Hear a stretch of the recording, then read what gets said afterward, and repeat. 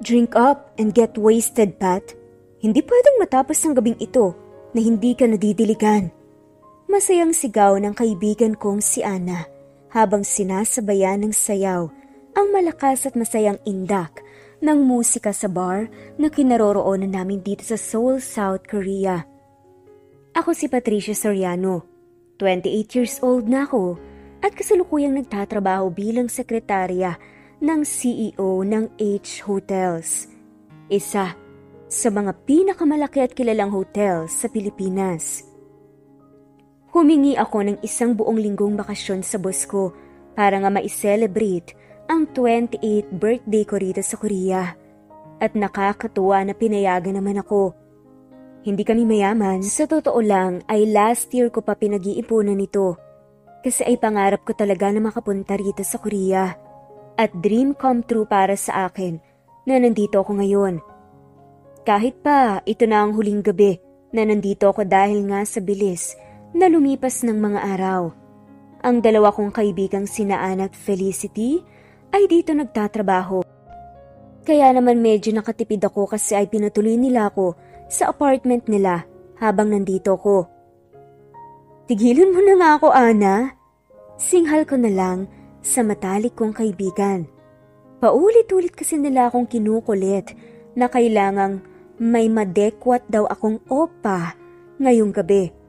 Matagal na kaming magkakaibigang tatlo. Mula college ay kakilala ko na sila at alam nilang dalawa na NBSB o no boyfriend since birth ako. Girl, end of the world na bukas so? Papayag kang mamamatay na virgin? Hindi makapaniwalang wika naman ni Felicity kaya napangiwi nga ako. Si Ana naman ay malakas na humalakhak. Mga bakla, hindi ko kailangan ng lalaki sa buhay ko, no? Sakit lang sila sa ulo, no? Depensa ko naman. I mean, hindi sa ayaw kong magka-boyfriend o magkaroon ng asawa sa future. Pero anong magagawa ko kung wala namang nanliligaw sa akin? Hindi kasi kagaya ng dalawa kong kaibigan, ay hindi ako pala ayos. Ayaw ko rin sa maiksing mga damit. Hindi naman ako nerd, pero manang kong tawagin nila ako lalo pat may suot din akong makapal na salamin. Okay, let's make a deal. Nakangising wika ni Ana. Hindi pa ako nakakasagot ay hinila na nila akong dalawa pabalik sa mesa namin. Kung ano man ang kalokohang naglalaro dyan sa isip ng dalawa, please lang hindi ako interesado.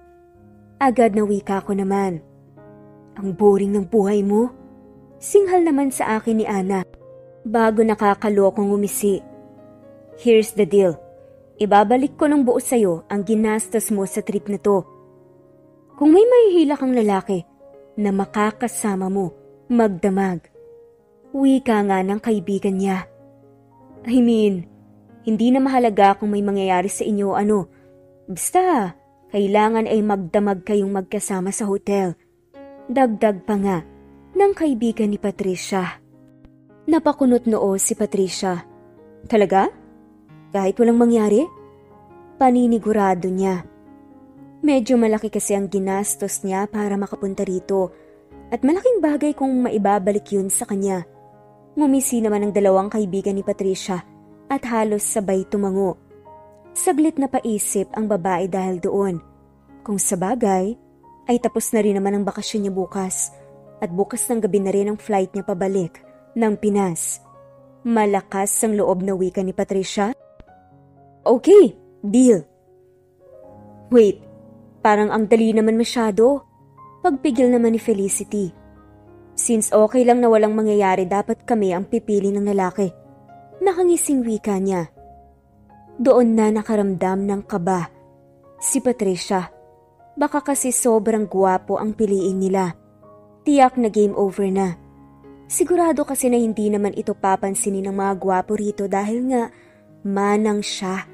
Bago nila ito pansinin ay hahanap muna sila ng mga magaganda at sexy na mga babae na naglipa na sa bar. Nakikita mo yun? Wika ni Ana. Pagkalipas ng ilang sandali, sinundan niya naman ng tingin ang tinuturo niya at agad niyang nakita ang isang lalaki na nakaupo sa may bar counter. Naka-white fitted na t-shirt siya. Kahit pa medyo madilim, ay nakita niyang Nakahulma ang maganda niyang katawan sa suot niya. May suot din siyang black fitted pants and sneakers. La, ang pogi. Mukhang hindi naman ako papansinin niya, no? May halong reklamo ng wika ni Patricia. Totoo naman kasi, kahit pa nasa malayo ay sobrang lakas na ng dating. Maging yung mga dumaraan nga doon ay napapalingon sa kanya. Mukha kasi siyang isang Korean idol. Siya ang napili namin, Pat. Do it or forget about our deal. Nakangising saad nga ni Felicity na parang nagbabanta. Napabuntong hininga na nga lamang si Patricia dahil sa nangyari. Sa huli ay pilit nga siyang umiti sa kanila tapos ay agad na tumayo. Nakita niyang pagkamangha sa mukha ng mga kaibigan niya nang magsimula na nga siyang maglakad papalapit sa lalaki. Habang siya naman ay sobrang lakas at bilis ng pagtibok ng puso niya. Hi! Malawak ang ngiting bati niya nang makalapit na.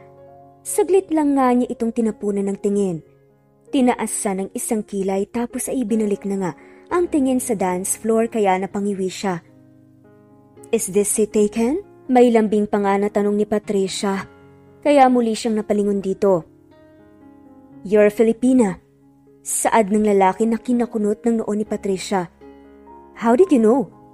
Kuryosong tanong naman ni Patricia. Mahina siyang natawa dahil doon. Accent. Seryosong sagot ng lalaki at nagkibit balikat lang. Pinoy ako. Dagdag pa niya na siyang labis ngang ikinatuwa ni Patricia. Kung ganon ay mas madali nga itong makakausap. Patricia nga pala pero Pat na lang.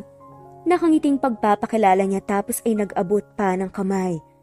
Tinignan niya lang ang kamay ng babae tapos ay nagtaas na naman siya ng kilay. Sa isip-isip tuloy ni Patricia. Suplado. Auntie, pasensya na po pero hindi ako interesado. Mas lalong hindi po ako pumapatol sa may asawa na. Wika niya kaya literal na nalaglag ang panga nito. I mean, ganun na ba ako kamanang tignan? Sa isip nga ni Patricia. Ang harsh mo naman. 28 years old pa lang po ako at wala pang asawa. No boyfriend since birth. Never been kissed. Never been touched. Agad na wika ni Patricia.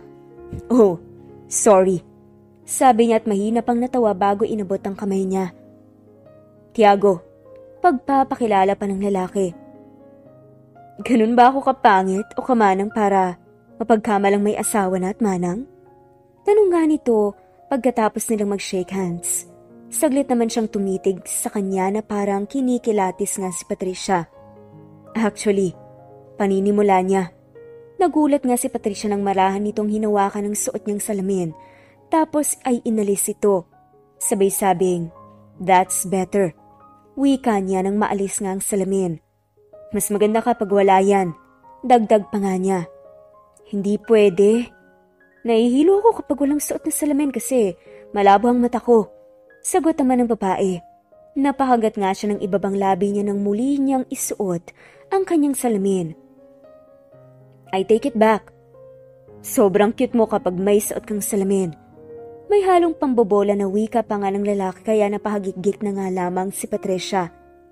Hindi niya maintindihan kung bakit sobra na nga itong kinikilig, kayo ngayon pa lang nga sila nagkakilala at nagkausap. Nagpatuloy pa sila na magkwentuhan tungkol sa kung ano-anong bagay. Pagkatapos nun, hindi nga niya alam pero biglang nawala sa isip niya ang dalawa niyang kaibigan. Masyado siyang nag-enjoy sa company ni Tiago at hindi nga niya hilig ang sumayaw pero nagawa niya itong hilain sa dance floor pagkalipas ng ilang minuto para sumayaw kasama siya. Habang nasa dance floor ay masaya nilang sinasabayan ng indak ng musika. Parang wild and free nga sila. Pero ang nakakagulat ay nang biglang mapalitan ang musika. Mula sa disco music ay naging isang love song yun.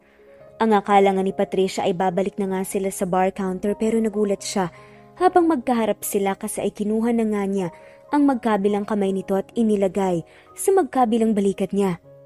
Inilagay rin niya ang kanyang magkabilang kamay sa bewang nito kaya agad na nagkalapit at nagkadikit ang kanilang mga katawan. Para silang high school students na sumasayaw sa prom. Ramdam na nga lang niya ang labis na hilo dahil sa dami ng alak na nainom. Pero ramdam pa rin ang mainit na singaw ng kanyang katawan. at hindi niya maintindihan kung bakit parang nakakadama rin siya ng init habang titig na titig sila sa mata ng isa't isa. Pahinga na muna tayo? Mahina ang boses at nahihiyang tanungan ng babae. Imbes na sumagot ay mas hinigpitan lang ng lalaki ang pagkakayakap dito at masyadong mabilis ang mga sumunod na pangyayari. Nahanap na nga lang kasi ni Patricia ang sarili na nababaliw nga sa matamis na halik ng lalaking nagpakilalang si Tiago. Hindi niya alam kung bakit pero siya lang ang nag-iisang lalaki na nagparamdam sa kanya ng ganito. At nang gabing ang yun ay isinama niya ito sa hotel room niya. Nababaliw na ata siya pero oo, nagawa pa nga niyang pumayag na may mangyari sa kanila ng isang lalaki na hindi naman niya talaga kakilala. Isang lalaki na nang gabing yun lang niya nakita at nakasama. Good morning, Miss Pat. Bati sa kanya ng ilan sa mga empleyado ng H Hotels na nakakasalubong niya habang naglalakad papunta sa opisina ni Mr. Theodore Hernandez, ang owner at CEO ng hotel kung saan nga siya nagtatrabaho bilang isang sekretarya. Good morning! Nakangiting bati nga ni Patricia pabalik. Bago makarating sa opisina ni Mr. Hernandez, ay nadaanan niya muna ang station niya. Agad niyang inilagay sa swivel chair ang shoulder bag niya at nagpa siya nang buksan ang computer para makapag-time in na. Welcome back, Miss Pat. Mas gumanda tayo ah. Nakaka-blooming ata talaga ang hangin sa Korea. Nakangiting wika ni Mel, ang isa sa mga HR staffs ng H Hotels na siyang madalas nga rin makakwentuhan ni Patricia. Hi Mel, good morning. Nakangiting bati na nga lang niya. Sa totoo lang kasi, ay ayaw niya nang balikan pa ang nangyari pa sa South Korea.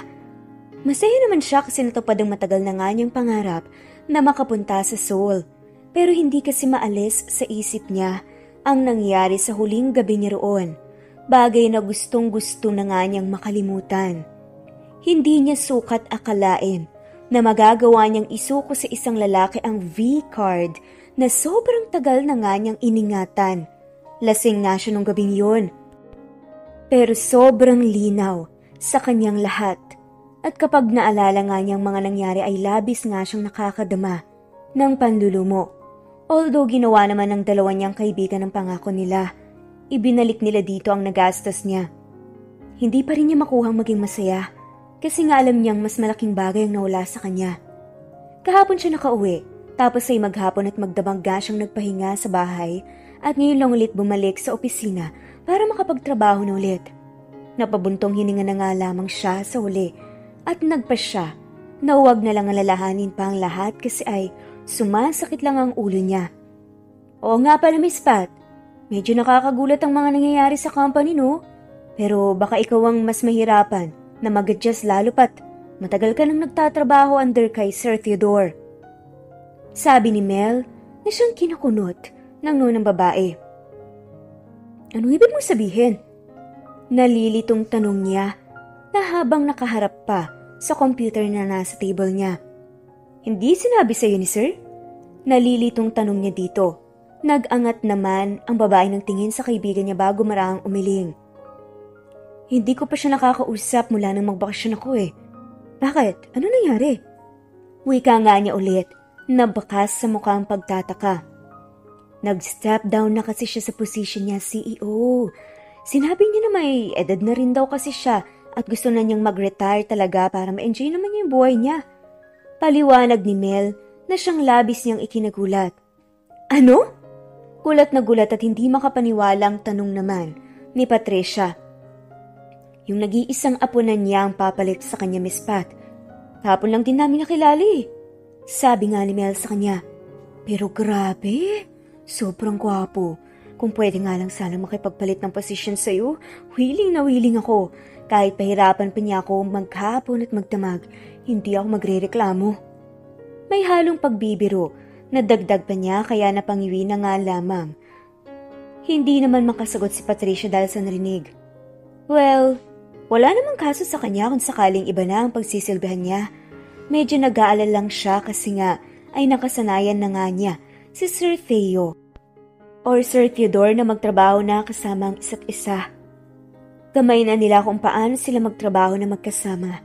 At kaya ng sinabi ni Mel ay tiyak nga siya na mahihirapan itong mag-adjust at nakakatakot lang na baka hindi ma-meet ng expectation ng apo ni Sir Theo ang paraan niya ng pagtatrabaho tapos ay tanggalin.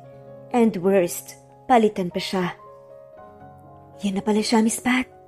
Mahina at halong kilig na wika ni Mel. Good morning, Sir Tiago! Bati nga niya. Bago pa makalingon si Patricia, bahagya nga siyang natigilan ng marinig ang pangalan na binanggit ng kaibigan niya. Yun din kasi ang pangalan ng lalaki na pinagsukuan niya ng iniingatan niyang V-card sa South Korea. Pero marami naman ang mga pangalang Tiago sa buong mundo, hindi ba? Tama, imposible na magkita pa kami ng lalaking yun. Sa isip-isip nga ni Patricia.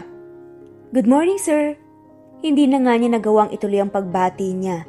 Sana sa kanya dahil pagkarap niya ay agad naman niyang nakita ang isang pamilyar na muka.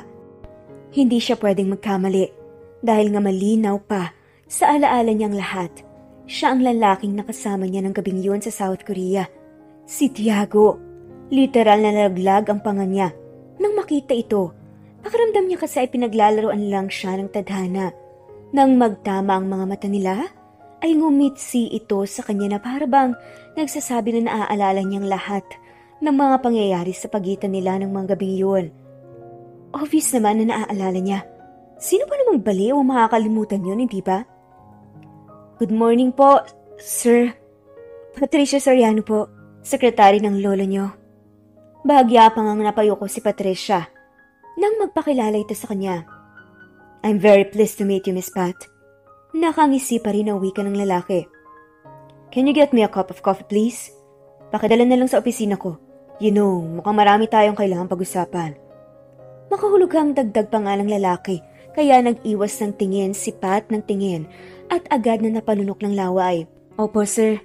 Sagot na nga lamang ni Patricia. Huminga siya ng malalim nang muli na nga siyang naglakad at pumasok na sa opisina niya. Agad na inulog ni Mel ang braso niya na parang kinikilig habang si Patricia naman ay walang ibang maramdaman kundi ang panlulumo. Sa laki ng mundo, sinong mag-aakala na ang lalaking nasukuan niya nang iniingatan niyang V-card ay ang nag-iisang apo pa pala ng boss nito. Hindi ba? Tapos ay para nga siyang pinaglalaroan ng mundo kasi siya ang naging bagong boss niya ngayon. Naglakad nga siya papunta sa pantry na nasa parehong palapag lang para makakuha na ng isang mug ng kape para kay Sir Tiago.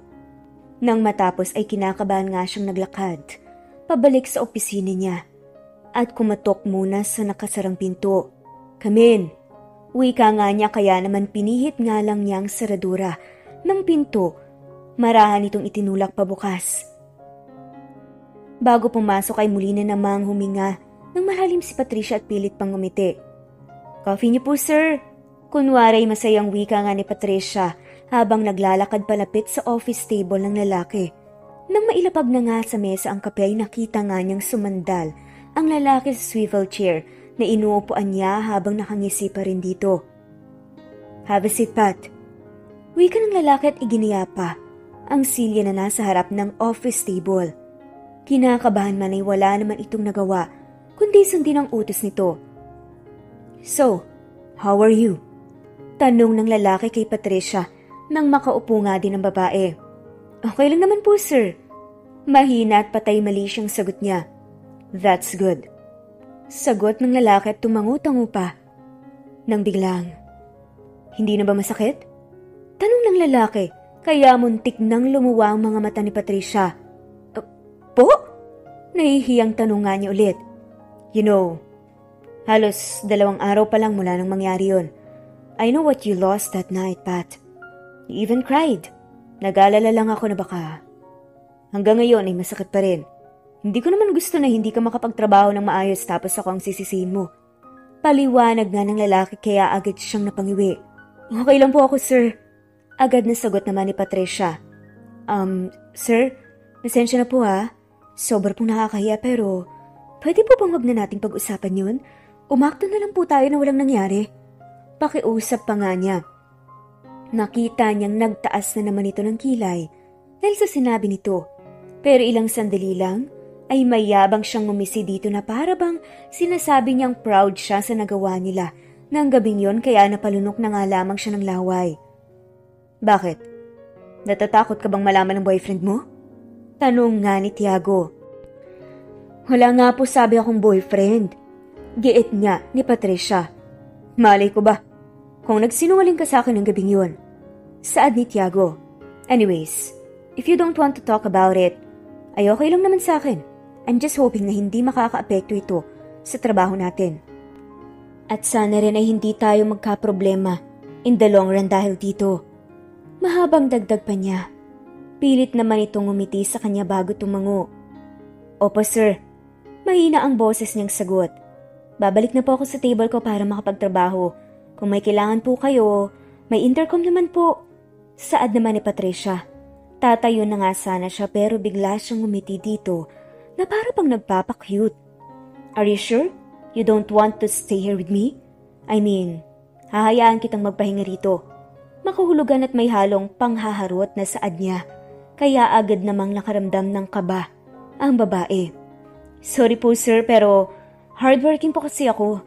Kapag nagpahinga po ako, feeling ko hindi po ako productive. Kaya babalik na lang po ako sa trabaho. Matapang naman ang wika ni Patricia at umamba na ulit na maglalakad palabas. Kung ganon, sabi naman ng lalaki kaya muli na namang natigilan si Patricia.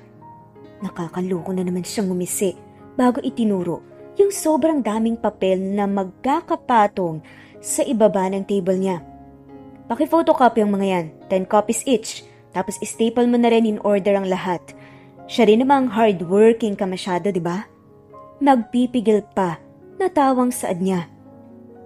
Gusto niya itong singhalan dahil sa utos nito pero alam naman ni Patricia na wala siyang magagawa kasi boss niya nga ito kahit pahalatang inaasar niya lang ito. What? Ayaw mo? Akala ko ba hardworking ka? May halong pang-aasar na tanong pa nga ng lalaki. Sabi ko nga po, heto na po, gagawin ko na. Nakangiti at magalang pa rin na sagot ng babae kahit papara na nga siyang sasabog sa inis.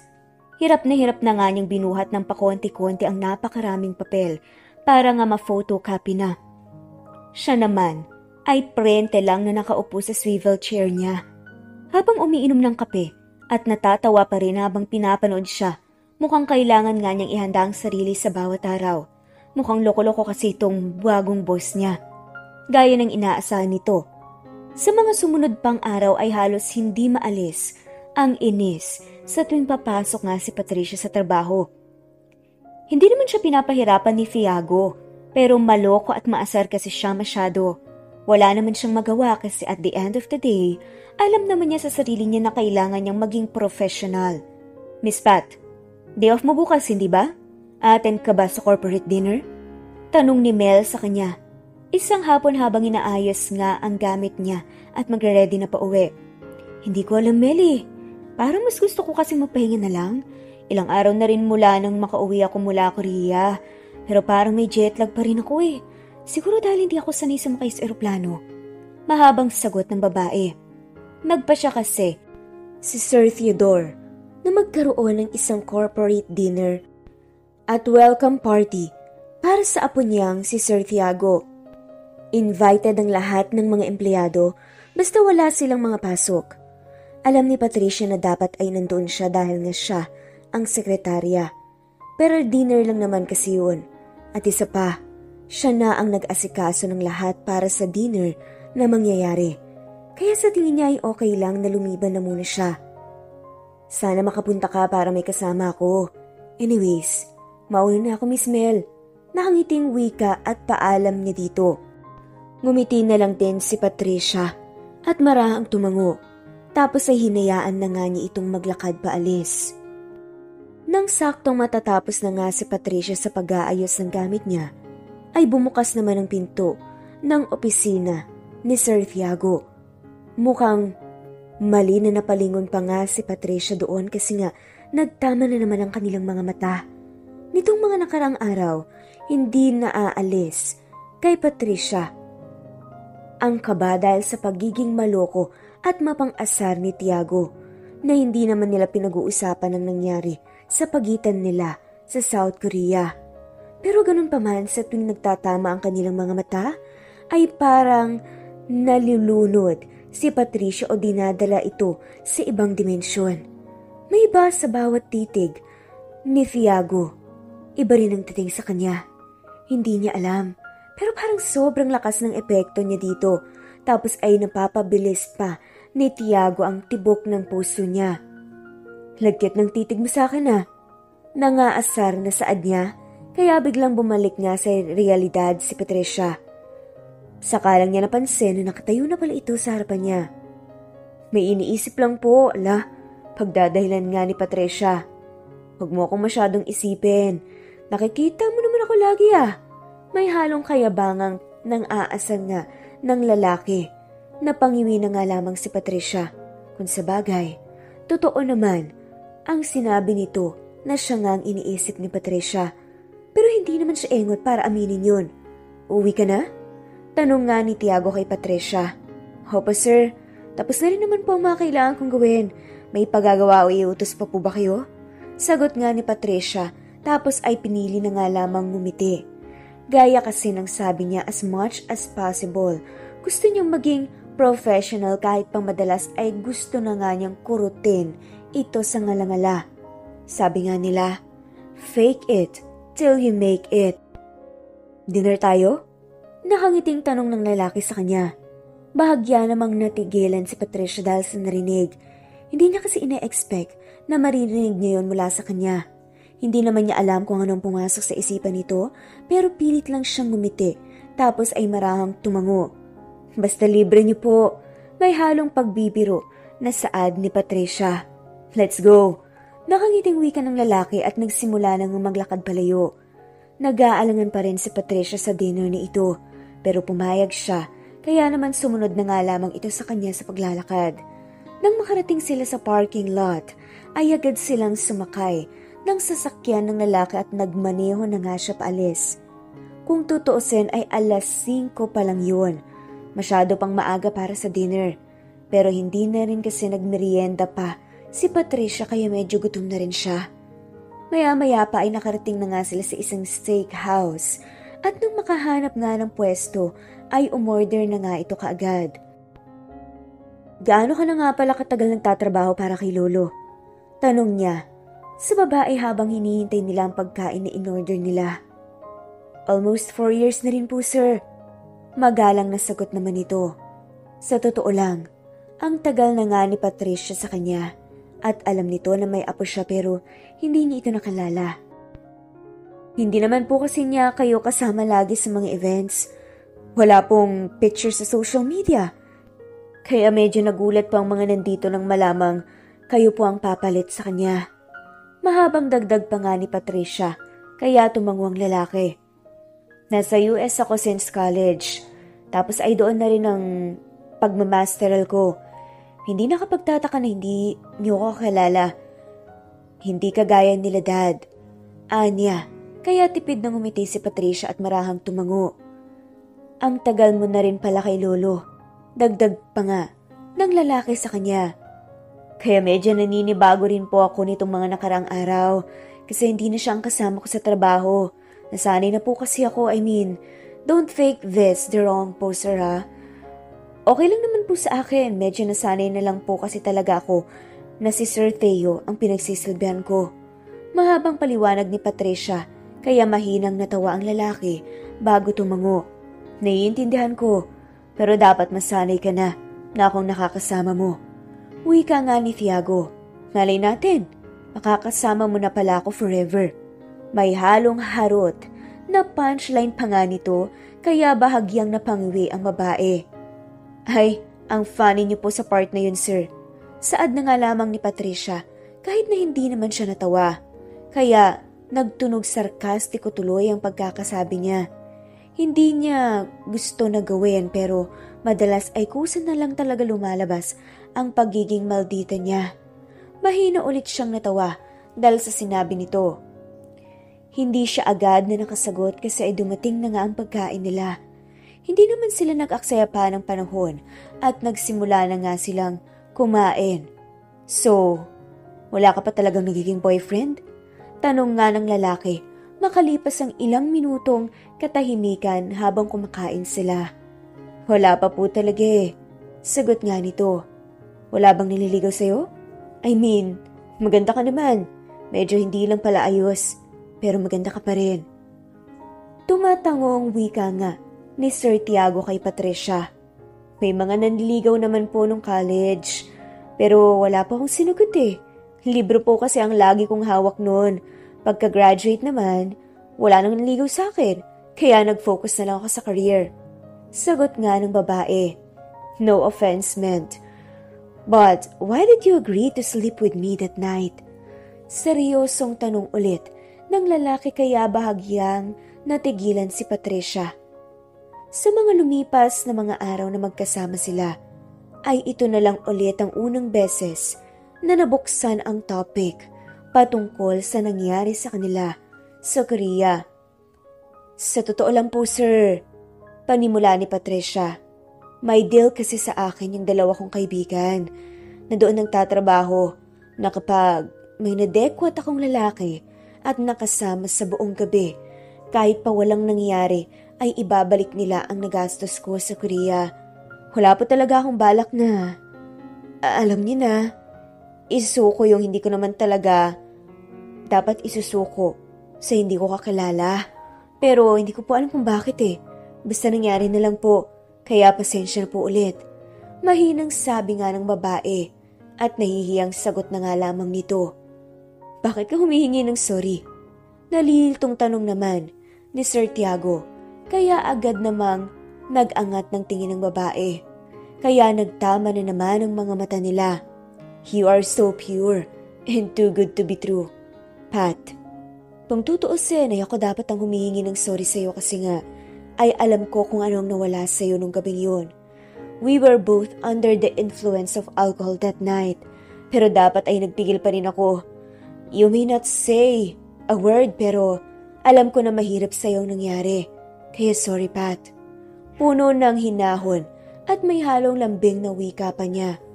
Napalunok ng laway ang babae dahil sa narinig. Tapos ay parang may humaplos ng mainit na bagay sa puso niya. Sobrang nakakatuwa kasi na marinig ang bagay na yun mula sa kanya na puno ng sinseridad. Tama naman ang sinabi nito. Naging sobrang hirap sa kanya na tanggapin na bigla na lang nawala ang iniingatan niyang V-card ng gabing yun. Pero tahimik niyang tinanggap lahat kasi sa kagustuhan rin naman niyang mangyari yun.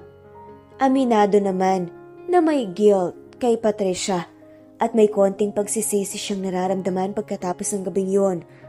Pero dahil sa naririnig niya ngayon, hindi niya alam. Parang nawala agad ang pagsisisi na naramdaman niya. Ang akala niya ay wala siyang ibang alam kundi ang maging maloko at mapang-asar. Pero dahil nga sa sinabi nito, ay narealize sa babae na mabuti pa rin talaga siyang tao. Hindi na nga lamang sumagot si Patricia at nagpatuloy na lang sila sa pagkain. Pakiramdam niya rin kasi ay na may nagbara sa lalamunan niya dahil sa narinig mula sa kanya. Sobrang saya at gaan sa pakiramdam na parang gusto niyang maiyak.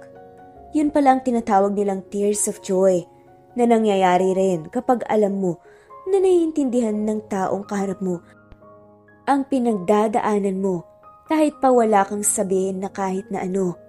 Mabuti na nga lang at napigilan nito ang emosyon niya sa harap ng lalaki. Kung hindi ay sobra nga itong mahihiya, baka wala na nga siyang mukha na may haharap pa sa kanya. Dadalo ka ba sa dinner bukas? Tanong nga ng lalaki kay Patricia pagkatapos nilang kumain. At habang nagpapahinga pa rin sila sa restaurant. Hindi ko po alam sir. Sa totoo lang, gusto ko po sana na magpahinga muna pero kung kailangan po ako ron, pupunta naman po ko. Agad na sagot ni Patricia. I mean of course, I want you to rest. At isa pa, hindi naman kita pwedeng pilitin na magpunta roon lalo na at day off mo. It's just that, I want you to be there with me. Seryosong wika ni Tiago. Sinabi ulit niya yun na nakatitig ng diretsyo sa mga mata ni Patricia. At para na naman siyang nalulunod dahil sa lalim ng titig niya. Napalunok na nga lamang ang babae at agad na nag-iwas ng tingin. Pakiramdam niya kapag nagpatuloy ang ganito kalambing At kagaan na trato niya dito, tapos ay paulit-ulit din siyang tumititig lagi sa mga mata niya sa tuwing kakausapin ito, ay baka tuluyan nang mahulog sa kanya ang babae kahit pa masyadong mabilis. Hindi talaga alam ni Patricia pero siya lang talaga ang nag-iisang lalaking nakapagparamdam dito ng ganito. Hindi na nga ulit siya sumagot. Pagkatapos ng ilang minuto ay nagpasya nga silang umalis na. "Dito na lang po ako, sir," sabi nga ni Patricia nang nasa labas na nga sila ng restaurant. "Salamat po ulit sa dinner ah. Dito na po ako mag-aabang ng jeep para hindi na po ako makaabala pa sa inyo." Nakangiting dagdag pa nga ni Patricia. "Ihatid na kita sa inyo." Agad na wika naman ng lalaki. "I mean, gabi na rin. Hindi ko naman gustong mag-isa kang umuwi. Wala rin naman akong gagawin." Dagdag pa nga ng lalaki. Saglit ngang nag-isip ng isasagot si Patricia pero naging mapilit din siya. Kaya sa huli ay pumayag na nga rin si Patriciang magpatid sa kanila. "Do you live with your parents?" Panguusisa pa nga ng lalaki habang nasa biyahe sila. "Opo, sir." Nakangiting sagot naman ni Patricia. "Dating taxi driver si tatay. Tapos, housewife naman po si nanay. Mula nang pag makatapos po ako at makahanap ng trabaho, ay pinatigil ko na po si tatay sa pamamasada. Tapos pinagtayo ko na lang po sila ng maliit na tindahan sa harap ng bahay na pinagkakaabalahan po nila ngayon. May isa akong kapatid na lalaki, si Patricio. Second year college na po siya, lalaki po siya na may pusong babae. Pero proud po kami sa kanya kasi sobrang talino at talented po niya." Mahabang kwento nga nitong si Patricia. Hindi maalis sa kanya ang ngiti habang sinasabi dito at bahagya lang yung natigilan nang maisip kung bakit mas sobra pa sa dapat ang isinasagot ni Patricia sa kanya. "Anong pangalan ng magulang mo?" Tanong nga ng lalaki na para bang kuryoso talaga ito kay Patricia at sa pamilya nito. "Peter po ang pangalan ng tatay ko, tapos Susan naman po si nanay." Nakangiting sagot ni Patricia. "Kayo po?" Pagbabalik naman niya ng tanong. "Thomas ang pangalan ni dad at Tanya naman si mom. Naghiwalay sila nung 10 years old ako. Iniwan kami ni mom para sa pansarili niyang interes. Harap-harapan niyang niloloko noon si dad. After that, sina lolo at dad na ang nag-alaga sa akin." Sagot naman ni Thiago kaya marahan namang tumango si Patricia. "Hindi po ba mahirap na hiwalay sa nanay?" Kuryosong tanong nga ng babae. Sagot naman ni Thiago. "Nung una, naninibago ako, pero after a few weeks ay naging okay naman na. Kahit pa kasi parehong busy sina dad at lolo, ay ginawa naman nila ang lahat para mabigyan pa rin ako ng sapat na oras. They are both the best." Nakangiti at may halong pagmamalaki na sagot naman ni Thiago. Napangiti ang babae dahil sa narinig. Totoo naman kasi na minsan ay may mga magulang na walang pakialam sa mga anak nila. Pero mas marami pa rin naman ang mga magulang na gagawin ng lahat para sa mga anak at para mapalaki nila ang mga ito ng maayos at puno ng pagmamahal. Napabuntong hininga si Patricia habang nakatingin sa kanyang sarili sa salamin. Ang kapatid niyang si Patricio naman ay malawak ang ngiti na para bang tuwang-tuwa habang tinitignan si Patricia. "Ang ganda mo, sis!" May halong pagmamalaki pang ang saad niya. "Okay lang ba to? Hindi kasi ako komportable, Patricio eh." Giit nga nito sa kapatid. "Nakakalokang Patricio mo, sis. Pat na lang kasi. Bakit pa kasi sa akin binigyan ni nanay at tatay ang pangalang Patricio? Mas mukha ka namang lalaki sa akin." Pabirong wika nga ng kanyang kapatid at mahinang natawa naman si Patricia. "Tsaka, hindi pwede na hindi ka maganda lalo na't sobrang gwapo ng date mo." Kinikilig pa nga na dagdag ng kapatid ni Patricia. Kagabi kasi, nang hinatid siya ni Thiago ay nakilala siya ng pamilya nito. Itong si Patricia ay kilig na kilig. Nabanggit pa ni Thiago na kung pupuntang araw si Patricia sa dinner ay susunduin niya ito. Kaya naman, itong magaling niyang kapatid ay sinabi agad na pupunta nga si Patricia. Tapos heto na at inayusan pa nga siya ng kanyang kapatid. "Patricio, hindi pa ba kayo tapos? Andyan tayong sundo ng ate mo. Sabi nga ni tatay na sumilop sa pinto ng kwarto nila. Tay, Pat nga po kasi. Reklamo ng maharot niyang kapatid kaya natawa rin ang kanyang tatay. Pareho lang yon, bilisan niyo na. Sabi naman ng kanilang tatay. Isa ito sa mga bagay na nakakatuwa sa pamilya ni Patricia. Open-minded sila sa lahat ng bagay at suportado rin sila ng kanilang parents kung saan sila masaya. Hindi naman sikreto na maraming mga tatay ang ayaw sa binabaeng anak. Pero kung bubuksan lang nila ang isip nila, malalaman nila na pagmamahal at pagtanggap lang din ang gusto ng mga ito. Hindi naman mali kung parte ang isang tao ng LGBT community. Tao rin naman kasi sila, kagaya natin. Go na sis! Kinikilig nga na wika ng kapatid kay Patricia. Pilit namang ngumiti si Patricia bago marahang tumango. Tapos ay naglakad na nga sila palabas ng kwarto. Isang bestida na pinaghalong kulay itim at berde ang suot niya. Hindi naman sobrang iksi pero kita ang tuhod niya. Tapos ay pinasuot rin siya ng doll eyes na contact lens ng kanyang kapatid. Kaya hindi nga niya suot ang makapal niyang salamin ngayon. Pagkalabas ay agad nga nilang nakita si Tiago na nakaupo sa maliit na sofa sa sala nila. Kasama at kakwentuhan niya roon ng kanyang nanay at tatay. Nang mapalingon nga siya sa gawin ito, ay saglit na natigilan si Tiago bago napangiti. Maganda ba? Nakangiti at may halong pagmamalaki naman ng kapatid ni Patricia. Maganda naman talaga ang ate mo, no?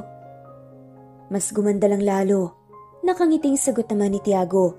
Naku, tara na nga. Wika na nga lamang ni Patricia.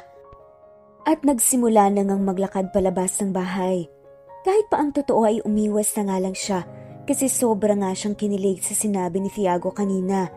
Hinatid naman sila ng pamilya ng babae hanggang sa labas ng bahay tapos nagpaalam na nga sila bago sumakay ng sasakyan ni Tiago. Ang ganda mo talaga. Nakangiting wika pa nga ng lalaki nang nasa biyahe nga sila. Kung minsan napapalingon nga ito sa gawi ni Patricia kaya naman hindi na nga niya maiwasang hindi makaramdam ng hiya. Nang makarating sa venue ng dinner ay agad niyang ipinarada ang sasakyan tapos sabay nga silang bumaba roon at naglakad papasok sa loob. Ang daming tao sa totoo lang. Ang iba ay mukhang mga shareholders ng H Hotels. Ang iba naman ay mga empleyado na pamilyar na sa kanya ang mukha. Pagpasok nga nila ni Tiago ay agad na napalingon sa gawin nila ang halos lahat. Mukhang hindi naman sila nagtaka na magkasama sila dahil siya naman ang sekretarya nito. Tiago, narinig nga nila ang pagtawag sa kanila ng lolo niya. Nasa isang mesa sila kasama ang ilan sa mga tao na hindi niya kilala. Tapos ay may kasama rin silang isang lalaki na kamukhang kamukha ni Tiago. Hanapin ko lang muna si Mel. Mahina ang boses at may halong pag-aalala na saad nga ng babae nang igiya nga niya ito palapit sa pwesto ng lolo niya. Parang nakakahiya kasi na doon din siya pumwesto. Stay with me, Pat. May halong lambing na wika naman ni Tiago. Tapos ay ngumiti pa. Wala nang nagawa pa ang babae kundi sundin ang gusto niya. Good evening, Pulo. Good evening, Dad. This is Pat, my secretary. Nakangiting pagpapakilala pa nga ni Tiago sa kanya, sa papa niya, habang nakalapit na nga sila. Mahina namang natawa ang kanyang lolo na si Sir Teo dahil doon. My secretary, you mean? Inangkin mo na talaga, ah? Makahulog ang wika naman ni Sir Teo kaya mahina siyang natawa. Anyways, maupo na kayo rito. The party will start in a few minutes. Dagdag pa nga ni Sir Teo. Marahang hinila ni Tiago ang isang upuan tapos ngumiti pa kay Patricia. Sinuklian naman siya ni Patricia ng ngiti. Thank you. Mahina at nahihiyang saad nito. What a gentleman. Nakangiting wika naman ng isang kasama nila sa table na hindi naman kakilala ng babae. He's my son, kumpadre. What do you expect? Nakangisi at may halong pagbibiro na wika naman ng papanti Tiago na si Sir Thomas. Nagsimula na sila sa masayang kwentuhan habang si Patricia ay tahimik lang. Ilang sandali pa ay nagsimula na nga sa speech si Sir Theo. Nagpasalamat lang siya sa lahat at formal na nga na nagpaalam para sabihin na si Tiago na ang bagong mamamahala ng H Hotels. Pagkatapos noon ay saglit ding iniwan si Tiago para siya naman ang magsalita sa stage. I would like to thank everyone for being here with us tonight to welcome me as the new acting CEO of H Hotels. Honestly speaking, this position is kind of overwhelming. Alam ko naman po na hindi madali pero masaya ako na pinagkatiwalaan ako ni Dad at Lolo. Gusto ko rin pong pasalamatan ng lahat ng empleyado na patuloy na ginagawa ang best nila para maging maayos at successful ang hotel namin. Lalo na syempre, sa isang tao na alam naming sobrang hardworking. Wika niya at nakangiting tumingin kay Patricia. Lolo is one of the people who's very hard to deal with. Pero nagawa mong tumagal sa kanya ng halos 4 na taon. Kaya sana magawa mo rin akong tagalan. Thank you, Miss Patricia Soriano. Yun ang huling mensahe ng lalaki. Kaya nagpalakpakan ng lahat. Nakaramdam si Patricia ng hiya. Pero ngumiti na nga lamang siya sa huli. Kahit pa marami ang mga matang nakatingin sa kanila. You did a very good job for the past year, Siha. Maraming salamat sa serbisyo mo. Nakangiting dagdag pa nga ni Sir Theo. Tiago is right. Hindi ko rin alam na may tatagal pala sa pagiging masungit ni Papa. Good job, Iha. May halong pagbibiro naman na wika ni Sir Thomas. Naku, sobrang bait nga po ni Sir Theo eh. Normal lang naman po na maging stricto pagdating sa trabaho, pero wala po akong masasabi sa ugali niya. Nakangiting wika pa nga ni Patricia. Pero thank you rin po Sir Theo at Sir Thomas. Dagdag niya, you know what? Why don't you just call me Lolo? I mean, hindi naman na ako ang boss mo. So, hindi na dapat tayo maging strangers pa. Nakangising wika nga ni Sir Theo sa kanya at bahagya tuloy natigilan si Patricia. I agree. Sabi naman ni Sir Thomas, tapos ay tumango pa. You can also call me Tito o Papa kung gusto mo. I honestly have a feeling na you'll play a big part of Tiago's life.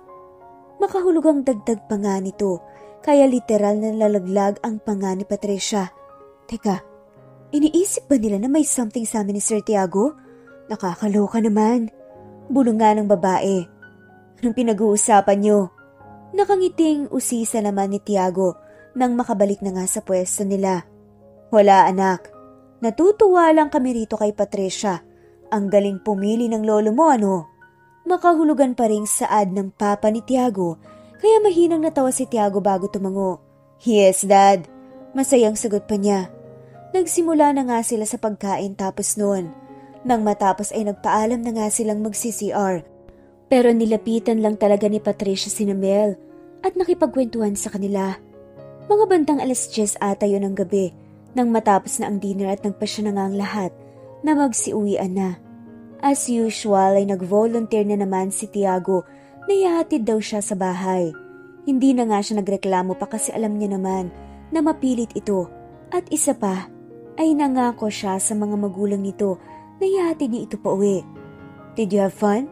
Nakangiti at may halong lambing na tanong pa nga ni Tiago sa kanya nang maiparada na nga nito ang sasakyan sa harap ng bahay nila Patricia. Ngumiti naman si Patricia sa kanya at tumango.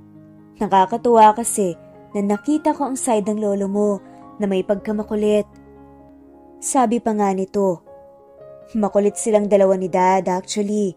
They are both funny and easy to be with. Wika naman ni Tiago. Napansin ko nga. Mahina ang boses na sagot naman ni Patricia tapos ay napaangat siya ng kanyang ibabang labi. Hindi niya maintindihan kung bakit ayaw pa niyang bumaba ng sasakyan nito. May parte sa kanya na parang gusto pa niyang makasamang lalaki pero hindi naman siya umimik nang hindi na nga rin siya bumababa. Saglit pa nga silang nagkatinginan at napangiti sa isa't isa. Bababa na ako. Mahina at nahihiyang wika naman ni Patricia. Pagkaraan ng ilang minuto. Pat, pagpipigil naman ni Tiago sa kanya bago pa ito makababa, kaya muli siyang lumingon dito. Yes? Agad na sagot pa niya. Umaasa na magtatanong ito kung gusto ba niyang mag-road trip muna sila kahit paggabi na. O kahit na ano lang, basta gusto pa nga niya itong makasama. I just want to say, good night. Mahinang boses na wika nga ng lalaki at may halong lambing na saad nito. Bahagya siyang napanguso dahil sa narinig, pero pilit naman siyang ngumiti at marahang tumango. Muli na naman silang natigilan at nagkatinginan. Sobrang bilis din ng mga sumunod na nangyari. Nakita na nga lamang ni Patricia na bahagya itong yumuko papalapit sa kanya habang titig na titig siya sa mga mata nito. Hindi magawang umiwas ni Patricia o lumayo dahil para na naman niya itong nilulunod. Hanggang sa nahanap na nga niya ang sarili na hinahalikan na rin ang kanyang boss. Hindi nga niya magawang umiwas. At ang mas nakakatawa pa, sinuklian nga niya ito ng walang pag-aalinlangan na halik. Hindi niya alam kung gaano yun katagal pero pareho silang naghahabol ng hininga pagkatapos noon. Napahagat pa nga ito sa ibabang labi niya dahil sa pinaghalong hiya at kilig na nararamdaman ni Patricia. Hindi nga niya alam kung bababa na ba siya ng sasakyan o kung ano, pero gusto pa niya talaga makasama ito. Sa uli ay mariin nga siyang pumikit at tuminga ng malalim. Alam niya naman kasi na walang mangyayari kung hindi nga niya lalakasan ang kanyang loob. Gusto mong magkape muna tayo sa loob? Tanong nga nito. Nakita nga niya kung paano siya napangiti dahil sa sinabi nga ni Patricia. O gusto mong magkape muna tayo sa labas? Pagbabalik naman tanong niya sa babae. Doon na nga siya tuluyang napangiti tapos ay tumango siya nang walang pag-aalinlangan. Muli niyang binuhay ang makina ng sasakyan at agad na nag-drive papunta sa kung saang coffee shop. At sobrang nakakakilig kasi habang nagmamaneho si Tiago. Sa tuwing may pagkakataon ay pinagsasaklop niya ang kanang kamay nito at ang kaliwang kamay naman ni Patricia. Sa tuwing ginagawa niya yun, ay mapapalingon nga sila sa isa't isa at napapangiti. Hindi alam ni Patricia kung ano ang label nilang dalawa, pero ang mahalaga, masaya siya na nalaman din niya na nagkakaintindihan sila. Mabilis na lumipas ang mga araw at linggo at sobrang naging laki ng pagbabago ng trato sa kanya ni Tiago. Sa tuwing nasa opisina sila ay gusto niya ito sa opisina mismo na nagtatrabaho lagi. Ginaganahan daw kasi siyang magtrabaho kapag kasama at nakikita si Patricia. Nang sabihin nga niya yun sa kanya ay halos maglupasay na nga ang babae sa kilig na nararamdaman. Hindi niya to sinusundo sa umaga pero walang mintis ang paghahatid nito sa kanya sa bahay pagkatapos ng trabaho. Walang ibang may alam sa opisina pero sinabi nga niya dito at sa harap ng mga magulang nito, naliligawan nga raw niya si Patricia. Sa totoo lang ay masyadong mabilis ang mga pangyayari. Pero naniligaw pa lang naman siya. Ibig sabihin ay may panahon pa ito para mas makilala ang isa't isa. Pero ang isang bagay na nakakaloka ay kahit pa nanliligaw pa nga lang ito, nariyan ang hinahawakan nito ang kamay ni Patricia sa tuwing sila lang ang magkasama. Tapos sinahalikan din niya ito. Hindi naman na nagrereklamo pa si Patricia. Hindi na nga siya magpapaka-plastic gaya ng sinabi niya. Aminado naman siya na kinikilig nga ito sa mga nangyayari. 2 espresso please? Nakangiting pakiusap ni Patricia sa babae sa counter. Isang umaga nang dumaan nga ito sa isang coffee shop bago pumasok sa trabaho. Nagpa siya kasi siyang bumili ng 2 kape para sa kanila ni Tiago. Kahit pa may libreng kape naman sa pantry. Excuse me. Wika ng isang ginang sa kanya, kaya agad ngang napalingon sa kanya si Patricia. You are Patricia Soriano, right? Tanong nga niya rito, kaya medyo nakulat si Pat. Hello po, magkakilala po ba tayo? Mahina at magalang na tanong naman ni Patricia. Tanya Ferrer. Pagpapakilala ng babae, tapos nag-abot ng kamay sa kanya. Mama ni Tiago. Dagdag pa nga nito, na labis na ikinagulat ni Patricia. Hi! Nice to meet you po, sabi nga nito. Sa tonong kinakabahan, tapos ay tinanggap ang kamay ng babae. Saka nga niya naalala na minsan na nga palang nabanggit ni Tiago sa kanya ang pangalan ng mama niya. Can we talk for a second please? Hindi ba ako nakakaabala? Mahinahon ngang tanong nito. Mabilis namang umiling si Patricia. Naku, hindi po, okay lang. Sagot nito at marahan siyang tumango at tumingin dito. Iginiya nga nito. Ang babae pupunta sa bandang dulong pwesto sa coffee shop. Tapos ay hindi naman siya nagdalawang isip pa na sumunod kay Tanya. Hindi niya alam pero medyo kinakabahan nga siya ngayon. Mukha naman siyang mabait. O baka akala niya lang yun. Lalo pat nasabi ni Tiago na ang mama niyang dahilan kung bakit nasira ang pamilya niya. Pasensya ka na, iha. Magbilis lang to. Hindi rin naman kasi ako pwedeng magtagal.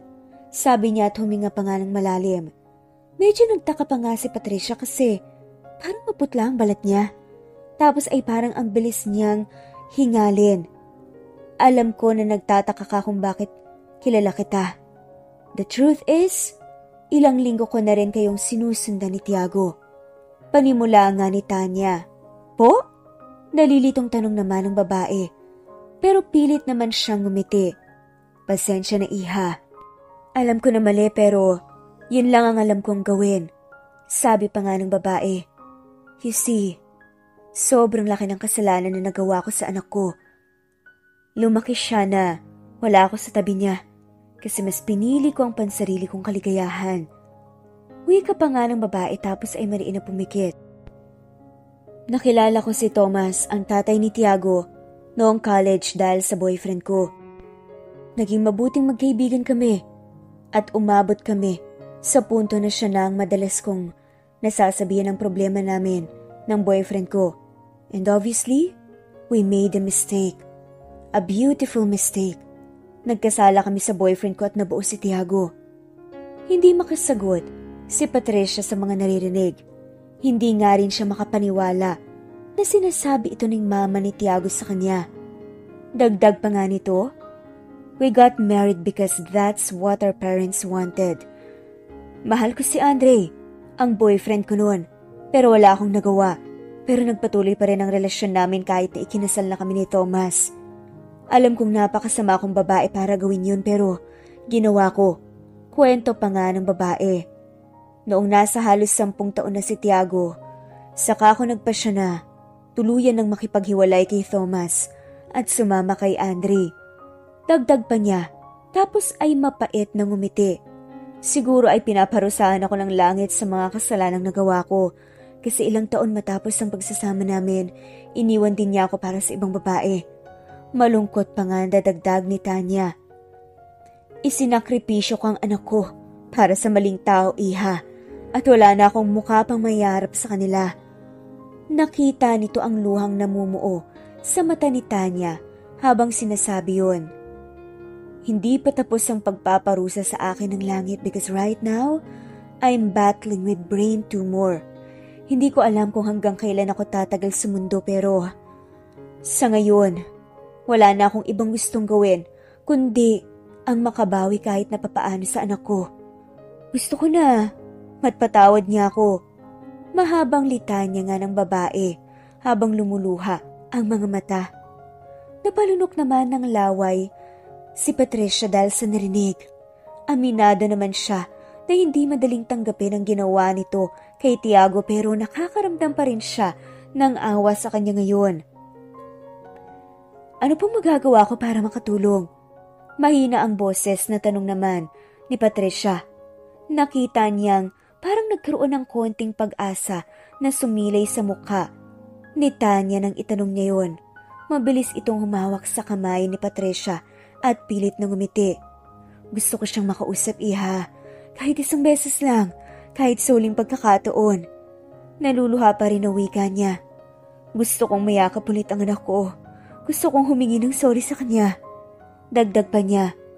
May namuong luha sa mga mata ni Patricia pero pilit pa rin siyang ngumiti at tumango.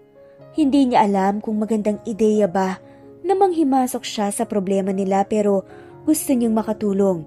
Susubukan niyang gawin ang kanyang makakaya. Sagot nga nito, "Maraming salamat, Iha." Mahinang sabi ng babae, tapos ay hinigpitan pa ang pagkakahawak sa kamay ni Patricia. Kinuha nga ni Patricia ang contact details niya ng umagang yun para alam niya kung paano siya matatawagan kung sakali. Pagkadating nga ni Patricia sa opisina ay para siyang lutang dahil sa mga nalaman. Hindi pa rin talaga siya makapaniwala sa naging pag-uusap nila ng mama ni Tiago. "Are you okay?" Bahagyangang napatingin ang babae kay Tiago nang itanong yon. Kasalukuyan kasi silang nasa opisina niya at parehong nakaupo sa sofa. Siya naman ay walang ginagawa habang ang lalaki ay abala sa laptop niya.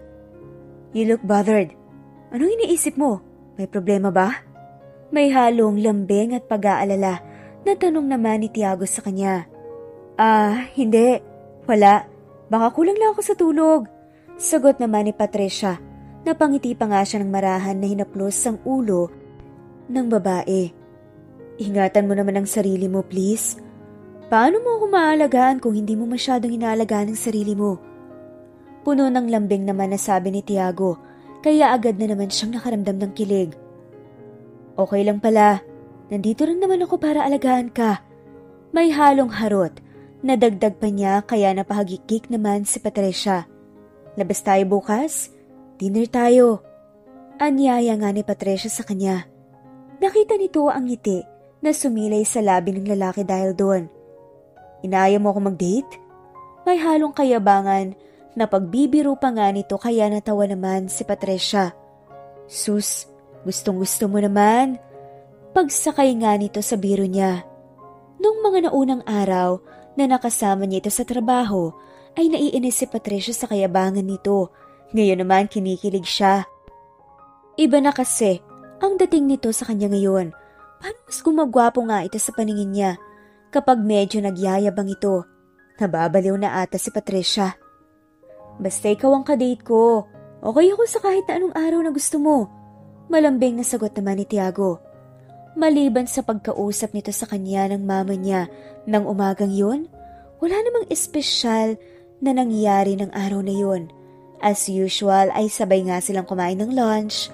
Pagkatapos naman ng trabaho, ay inaya naman siya ng lalaki na sa bahay na nga nila mag-dinner itong si Patricia kasama ang lolo at dad niya. Alam na rin pala ng dalawa na nililigawan nga siya ni Tiago at sobrang saya nga nila nang sabihin daw ni Tiago yun sa kanila. Kinabukasan ay day off nga ni Patricia. Akala nga niya ay maiinip siya maghapon dahil nga wala siyang gagawin. Tapos ay gabi pa ang usapan nila. Nakakain nga sila sa labas ni Tiago. Pero hindi naman pala siya nainip. Maghapon din kasi silang mag-chat ni Tiago. At kahit pa sa chat ay hindi nawala ang pagiging maharot niya. Mabuti na nga lang at halos nakakulong na nga ito sa kwarto maghapon kasi nakita nga niya ang kanyang pamilya, lalo na si Patricio, nang umingiting mag-isa na parang baliw. Alam na nga niya nga aasarin siya ng kanyang pamilya. Well, masisisi ba nila si Patricia? Sobrang pogi nang nagpapakilig sa kanya. Bago kay Patricia ang ganitong pakaramdam. Bago sa kanya, may isang lalaki na lagi na nga lamang siyang ina-update sa kung ano ang mga gagawin niya. Yung lalaking inaalagaan at pinaparamdam dito na mahal niya ang babae. Kaya nang sinabi nga ni Patricia, ito ang unang beses na naramdaman niya to at masaya siya kay Tiago na nararamdaman ng ganitong mga bagay. "May plano ka ba bukas? Labas ulit tayo. Maghapon kitang na-miss ngayon." May halong lambing na wika ni Tiago pagkababa nga nila ng sasakyan. Kapaparada lang niya nito sa harap ng isang mukhang mamahaling restaurant. "Sige." Mahina at may halong pag-aalangan na sagot naman ni Patricia. Sa totoo lang, kinakabahan siya kasi ngayong gabi. Bago niya ito sinundo sa bahay ay tinanong nga niya ito kung saan sila kakain. Nang masabi nga niyang pangalan at address ng restaurant, ay agad niyang tinawagan ng mama ni Tiago at tinanong nga niya ito kung makakapunta ba siya. Hindi niya alam kung anong magiging reaksyon ni Tiago kapag nagkaharap sila ng kanyang ina. Baka nga magalit siya dito, pero hindi bale na. Basta ang gusto lang niya talaga, magkausap sila kahit na papaano. Is there a problem? Mahinahong tanong pa nga ni Tiago sa kanya habang magkahawak ang kamay nilang naglalakad, papasok ng restaurant. Siguro ay napansin nito sa mukha ni Patricia na parang constipated siya at hindi mapakali. Kinakabahan lang kasi talaga siya. Hindi. Okay lang ako. Mababa ang boses na sagot naman ni Patricia, tapos pilit pang ngumiti. Agad nga niyang nakita sa hindi kalayuan ng table na inuupuan ng mama niya.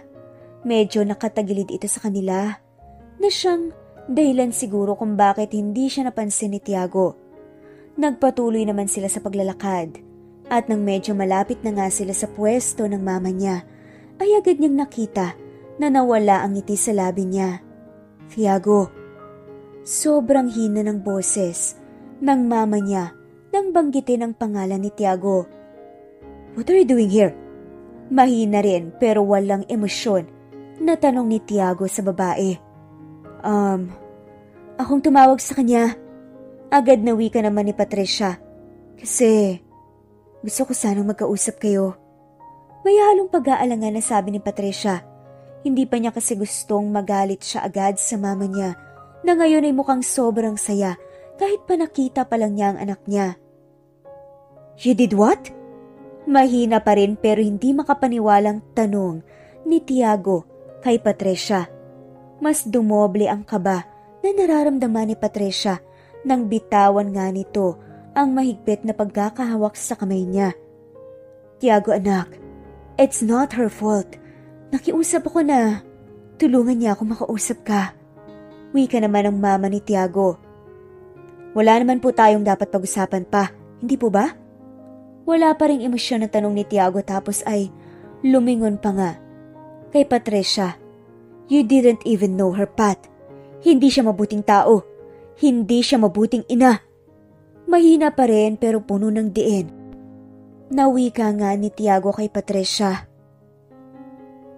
You know what? Nawalan na ako ng ganang kumain. I'm sorry. Dagdag pa nga ni Tiago bago sila tinalikuran at nagsimulang maglakad paalis. Tiago, teka lang. Pagawat ni Patricia sa kanya.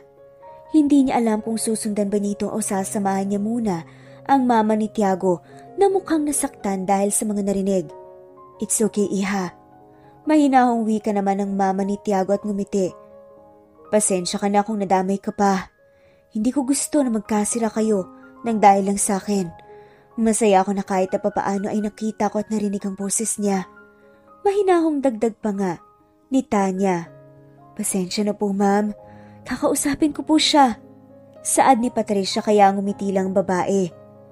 Pasensya na po ulit, susundan ko na po siya. Paalam nga ni Patricia nang tumango nga ito ay nagmadali naman siyang tumakbo palabas ng restaurant. Nasa loob na nga ng sasakyan si Tiago. Nakabukas na rin ang makina noon pero hindi pa niya yon pinapaandar. Nahihiya man ay sumakay pa nga rin siya at nang nasa loob na nga siya, sa kanya pinaandar ang sasakyan na parang hinihintay talaga nito. Tiago, I'm sorry. Mahina ang boses at nahihiyang wika naman ni Patricia sa kanya. Napabuntong hininga naman siya tapos ay napailing pa. Hindi mo dapat ginawa yon. Mahinahong wika niya pero mariin. Pat, I might say and act like I'm okay, but I'm not. Wala siya noong mga panahon na kailangan ko ng isang ina. Wala siya sa lahat ng birthdays ko. Wala siya noong mga recognition at graduations ko. Wala siya kapag nag-champion ako sa mga sports. At oo, sinabi ko na okay lang ako na wala siya pero sana naisip mo na hindi pa rin madali. Umakto ko na okay lang lahat but deep inside, hindi. May halong hinanakit na dagdag pa niya. Pat, pinagpalit niya kami sa iba. Wika pa niya. Naramdaman nga ni Patricia na sinabi niya yon na may sama ng loob na dinadala. Hindi ba't sinabi ko na sa iyon? At hindi pa ba sapat na dahilan yan para masabi mo na hindi ko na siya gustong makita at makaharap pa kahit na kailan? Dagdag pa nga ng lalaki. Kaya may namuong luha sa mata ni Patricia. I'm really sorry, Tiago. Mahina ang boses na wika nito. Alam ko na, wala ako sa lugar na manghimasok, pero gusto ko lang naman na makatulong. Dagdag pa nga ng babae. Pat, hindi maganda ang sobrang bait. You know why? Because people will only take advantage of your good heart. Giit naman ni Tiago. May brain tumor ng mama mo. Wika na nga ni Patricia at agad na natigilan ng lalaki. Nasipa pa nga nito ang preno ng sasakyan, kaya agad yung napahinto. Tapos ay gulat nga siyang hinarap. What? Tanong ni Tiago kay Patricia. Sabi naman ni Patricia, kahapon kami nagkausap nang lapitan niya ako. Sinabi niya sa akin ang totoong nangyari. Na pinagpalit nga niya kayo sa first love niyang si Andre. Na eventually niloko rin siya. Naniniwala siya na karma ang lahat dahil hindi nga siya naging mabuting ina sa'yo. At sinabi niya na, bago man lang siya mawala, gusto niya na mapatawad mo siya at gusto niya na makabawi sa'yo kahit papano. Sorry ulit kung nanghimasok ako, Tiago. Alam ko na hindi madali at mas lalong hindi biro ang pinagdaanan mo pero hindi kasi natin masasabi ang mga nangyayari. Hindi ko lang naman gusto na maging huli ang lahat para sa inyo ng mama mo. Mahabang saad nga ni Patricia. Saglit nga silang binalot ng katahimikan pagkatapos niyang sabihin yun. Nakita pa nga niya ng mariin itong napapikit bago napabuntong hininga. Gusto ko magpahinga. Ihatid na katapat. Wika na nga lamang ni Tiago bago muling pinaandar ang sasakyan. Nasaktan nga si Patricia sa ideya na mukhang wala siyang tiwala dito. Ramdam niya kasi na hindi pa niya binubuksan ng buo ang kanyang sarili at puso kay Patricia. Something's holding him back. Kung ano yon ay hindi niya alam pero hindi pa naman sila at hindi pa naging sila kaya alam nito na wala talaga siya sa lugar na manghimasok at pangunahan siya. Naging tahimik naman sila hanggang sa makarating na nga sila ng bahay. Tiago, pasensya na ulit. Mahinang wika nga nito. Hindi sa pinangungunahan kita pero sana kung ano man ang bigat na nararamdaman mo, sana nagawa mong pakawalan to. At kapag nangyari yun sana, hindi pa uli ang lahat. Dagdag pa nga ng babae. Diretso lang siyang nakatingin sa daan ni hindi man lang niya binigyan ng kahit na saglit na tingin si Patricia. Mas lalong bumigat ang nararamdaman ni Patricia dahil doon. At nang walang narinig na kahit na ano mula sa kanya, nagpa siya nga siyang bumaba. Siya naman ay umalis na agad. Ang sakit lang ng ideya na naggalit nga si Tiago kay Patricia. Nasanay kasi ito na tuwing hinatid dito, hinalikan nga muna ito bago bumaba ng sasakyan. Ngayon hindi niya ginawa. Pero okay lang. Alam naman ni Patricia na may kasalanan siya sa nangyari. Pero mali ba? Kung gusto lang naman niyang makatulong, hindi niya alam. Pagkapasok nga niya sa kwarto ay agad siyang humiga sa kama at hindi niya namalaya na umiiyak na pala si Patricia. Lumipas ang mga araw na hindi na pumapasok sa opisina si Tiago. Noong tanungin nga ni Patricia ang lolo niya na si Sir Theo at ang tatay niya na si Sir Thomas, ay sinabi nila na sa bahay daw siya nagtatrabaho. Bagay naman na hindi nakasanayan ng babae. Dati kasi umaga pa lang ay ang mga text at chats na nga ni Tiago na puno ng lambing ang bumubungad kay Patricia. Sobra ko na siyang namimiss at wala akong magawa kasi nga hindi ko alam kung iniiwasan niya ako. Alam ko na naghalit siya sa akin dahil sa ginawa ko. Hindi naman ako nagsisisi na umasa akong magkakaayos sila ng mama niya. After all, gaya ng sinabi ko ay para sa ikabubuti lang naman niya ang lahat ng gusto ko. Maliman sa paningin niya, sa paningin ng iba, hindi pa rin ako nagsisisi sa ginawa kong yun. Sa isip-isip nga ni Patricia. Habang nakahiga siya sa kama, ay may namuong luha sa mga mata niya sa ideya na matatapos na nga ang lahat sa kanila. Hindi pa nga nagiging sila. Nangyari na to. Tahimik lang na tumitig si Patricia sa kisame habang si Tiago pa rin ang iniisip. Ilang araw na rin ang lumipas mula nang mangyari ang lahat. Pero hanggang ngayon ay wala pa rin talaga siyang paramdam dito at madalas ay tahimik na lang siyang naiiyak dahil sa mga mabigat sa puso. Napabuntong hininga nga si Patricia at ipipikit na nga sana niyang mga mata niya pero agad niyang narinig ang pagtunog ng kanyang phone. Kinuha niya yon sa bedside table at agad na napaupo sa kama nang makitang si Tiago ang tumatawag. Nagmamadali at nanginginig pa ang kamay nito nang sagutin niya yon. Pat, mahina ang boses na bungad niya. Hindi sila magkasama pero ramdam na ramdam ni Patricia ang boses niya. Ang labis na pagod na nararamdaman. Yun bang parang napapagod na siya sa dami ng iniisip at problemang pinagdaraanan. Pat, I want to see you. Nandito ako sa harap ng bahay niyo ngayon. Nangihina pa rin ang boses na wika ni Tiago. Lalabas na ako. Agad na sagot naman ni Patricia. Nakapantulog pa nga siya ng mga sandaling yon pero hindi na nga siya nag-abala pa na magpalit. Halos patakbo na nga siyang lumabas ng bahay at agad nga niyang nakita ang nakaparada niyang sasakyan. Siya naman ay nakatayo sa labas at nakasandal sa sasakyan niya. Pagkalapit nga nito sa kanya ay labis nga siyang nanlumo nang makita ang pagod sa mga mata ni Tiago. Pat, I'm sorry. Mahinang wika niya nang magkaharap nga sila. Hindi pa man nakakasagot si Patricia. Niyakap na nga siya nito kaagad. Itinago niya ang mukha nito sa kanang balikat ni Patricia. Tapos narinig nga ni Patricia ang mahihina niyang hikbi.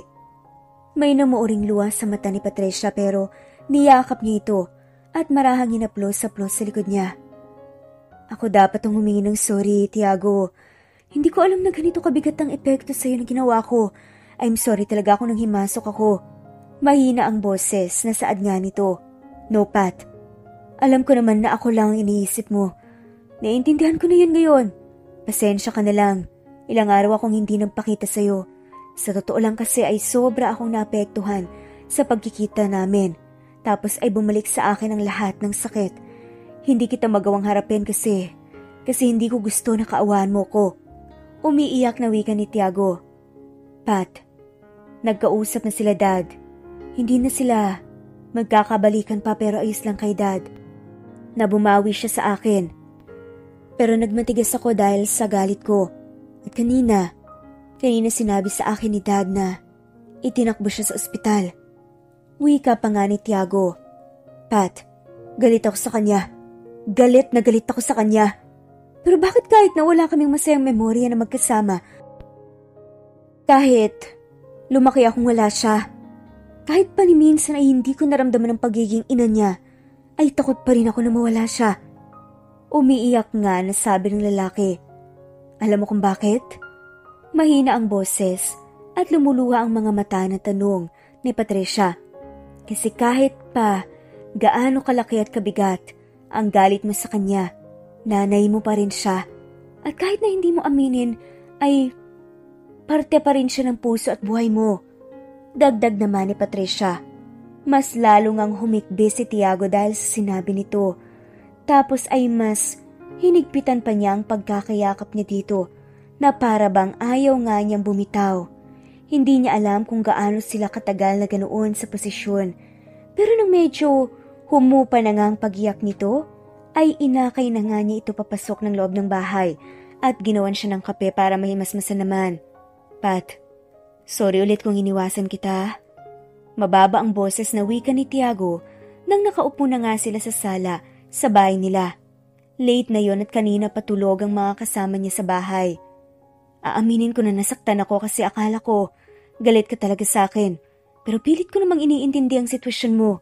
Alam ko naman kasi na hindi madali ang pinagdaraanan at mga pinagdadaanan mo. Sagot nga ni Patricia tapos tipid pang ngumiti. Bakit ba sobrang buti ng puso mo, Pat? Mas lalo tuloy akong nahuhulog sa'yo. Hindi ko na nga alam kung deserve ko pa ba ang isang kagaya mo. Wika nga ni Tiago. I'm a messed up guy, Pat. Pero gagawin ko ang lahat para maging deserving sa pagmamahal mo. Gagawin ko ang lahat para sa'yo. Dagdag pa niya na siyang nagpangiti kay Patricia. Wala kang kailangang gawin para sa akin, Tiago. Alam ko naman na mabuti kang tao eh. Sagot nga ni Patricia. Gusto ko siyang kausapin, Pat. Wika ni Tiago. Agad ngang naramdaman ni Patricia ang excitement dahil sa narinig. Pero hindi ko alam kung kaya ko bang gawin yun ng mag-isa. Gusto kong kasama kita kasi ikaw ang nagbibigay sa akin ng lakas ng loob. Gusto kong hawak ko ang kamay mo. Kaya pwede mo ba akong tulungan bukas na makaharap siya? Puno ng lambing na pakiusap nga ni Tiago kay Patricia. Malawak ngang napangiti si Patricia at hindi nagdalawang isip pa na tumango. Hindi niya alam kung gaano sila katagal na nagkasama ng gabing yun. Parang ayaw na nga niya itong iwan dahil gusto raw niyang bumawi sa mga araw na hindi niya ito nakasama. Pero sinabi nito sa kanya na magkikita pa naman sila kinabukasan. Siguro ay 2:00 na ng madaling araw yun nang magpa siya nga itong umalis na. Kahit siya ang tatanungin, gusto niya sanang dito na lang siya magpahinga at magpalipas pa ng isang gabi sa bahay nila. Pero hindi pa man sila. Ay isa pa, nahihiya naman ito sa mga magulang ni Patricia kahit pa hindi naman sila mahigpit dito. Kinabukasan ay maaga nga siyang nagising. Kung tutuusin, ay late na nga siyang nakatulog pagka-uwi kasi ni Tiago sa kanila ay mahigit 2 oras pa nga silang nagkausap sa phone. Pero ang aga niya ring nagising dahil sa labis na sayang nararamdaman niya. Pakiramdam niya ay sobrang gaan ng lahat. Hindi gaya ng mga nakaraang araw na ang bigat-bigat ng nararamdaman niya at halos ayaw na nga niyang tumayo sa kama. Mga bandang 8:00 nga ng umaga nang sunduin nga siya ni Tiago para nga mapuntahan nga nila ang mama nito sa ospital. Habang nasa biyahe nga sila, ay kita nito sa mga mata niyang kabang nararamdaman pero kapag hinahawakan nito ang kamay niya, napapangiti na nga lamang si Tiago. Ready? Nakangiting tanong ni Patricia. Nang nasa harap na nga sila ng pinto ng hospital room ng mama niya. Huminga naman siya ng malalim bago ngumiti dito. Bago pa sila pumasok, hinawakan naman ni Patricia nang mahigpit ang kamay niya. At hindi pa nga niya binitawan yun ulit. Pagkapasok nila sa loob ay nakita nga nila ang mama ni Tiago na nakahiga sa hospital bed. Namumutla ang kulay nito at nangingitim pa ang gilid ng mga mata. Medyo nakakagulat na makita doon ang lolo at papa ni Tiago pero napangiti naman ang lahat nang makita sila. Lalabas muna kami.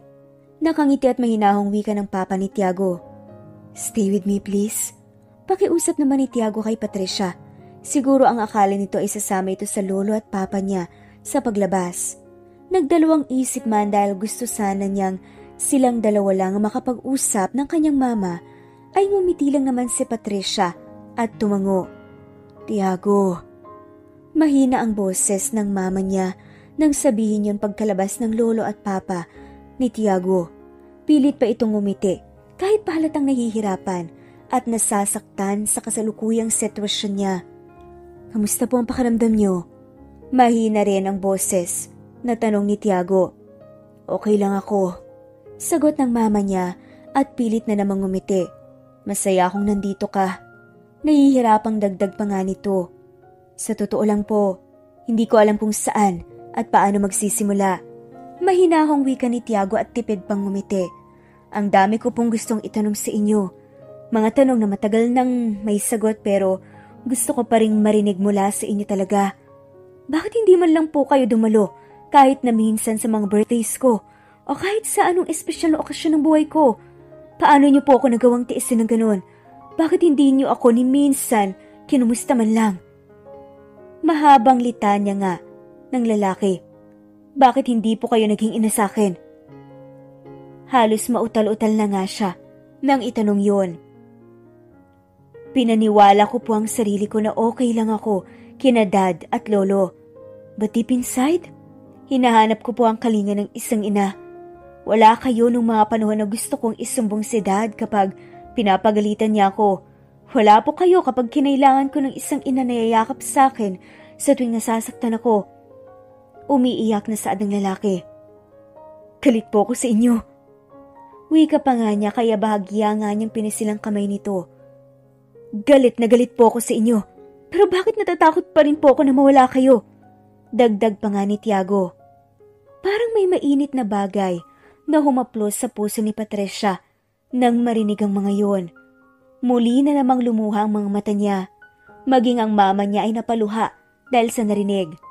Tiago anak. Nangihina ang boses na wika ng ina nito. Patawarin mo ko. Patawarin mo si mama. Umiiyak na saad niya. Alam ko na. Wala akong karapatang hilingin sa'yo na patawarin mo ko pero hindi ako magsasawang humingi ng tawad sa'yo anak. Hindi ako mabuting babae. Hindi ako mabuting tao. At mas lalong hindi ako naging mabuting ina. Masyado akong naging makasarili pero sana mapatawad mo ang isang walang kwentang ina na kagaya ko. Humahagulgol nga, nadagdag pa nga nito. Medyo nagulat naman si Patricia nang bumitaw si Tiago sa pagkakahawak sa kamay niya. Tapos umupo na nga lamang siya sa silya na nasa gilid ng kama at humawak sa kamay ng mama niya. Hindi pa po kayo pwedeng mawala. Kailangan niyo pong lumaban at mabuhay pa. Kailangan niyo pong bumawi sa akin. Hindi po pwede na matagal kayong nawala sa buhay ko tapos kung kailan bumalik kayo, saka kayo mawawala agad ulit. Kaya lumaban po kayo. Bumawi po kayo sa akin, ma, please. Pakiusap nga ni Tiago. Marahan ngang kinagat ni Patricia ang ibabang labi niya para pigilin ang luha na namuo sa mga mata niya. Sobrang saya niya sa narinig mula sa kanya. Sunod-sunod na pagtango naman ang ginawa ng mama ni Tiago dahil sa narinig. Lalabanan ko to anak. Babawi si mama sa'yo. Umiiyak na tugon niya. Mas lalo silang napahagulgol nang yakapin ni Tiago ang mama niya. Si Patricia naman ay hindi na nga napigilan ng pagluha dahil sa emosyonal nilang pag-uusap. Nang araw na yun ay naging maayos naman ang pag-uusap nila. Pansin nga nito na medyo may ilang pa rin sa pagitan nila pero pinipilit naman nilang pareho na makapag-usap ng maayos. Sobra ring nagpasalamat dito ang mama niya kahit pa hindi niya alam kung may nagawa ba talaga siya para sa kanila. How do you feel? Nakangiting tanong nga ni Patricia kay Tiago pagkahatid niya dito sa bahay nila habang nakatayo silang dalawa sa harap ng gate nila. Gabi na yon. At sa ospital nga rin sila kumain ng dinner, kasabay ang mama ni Tiago. Nagpasya nga silang umalis na muna kasi dumating naman ang pamilya nito na magbabantay sa kanya sa ospital. Masaya, sobrang gaan sa pakiramdam. Nakangiting sagot ni Tiago kay Patricia. Napakagat nga ng ibabang labi si Patricia at naglakad palapit dito habang titig na titig ito sa kanya. Nawala ang lahat ng bigat na nararamdaman ko at sobrang saya ko. Pero sa tingin ko, masasaya ako kung sasagutin mo na ako. Puno ng sinseridad. Nadagdag pa nga niya, kaya labis na kilig ang naramdaman nito. Hindi pa ba tayo? I mean, akala ko kasi tayo na lagi ka naman kasing nangahalik na nangyayakap eh. Pagbibiro pa nga ni Patricia para gumaan naman ang atmosphere. May halong tawa nga ang sinabi niya. Let's make it official, please. Puno ng lambing na pakiusap naman ni Tiago kay Patricia. This day is very special to me. Naging maayos kami ni Mama at gusto ko na maging akin ka na talaga.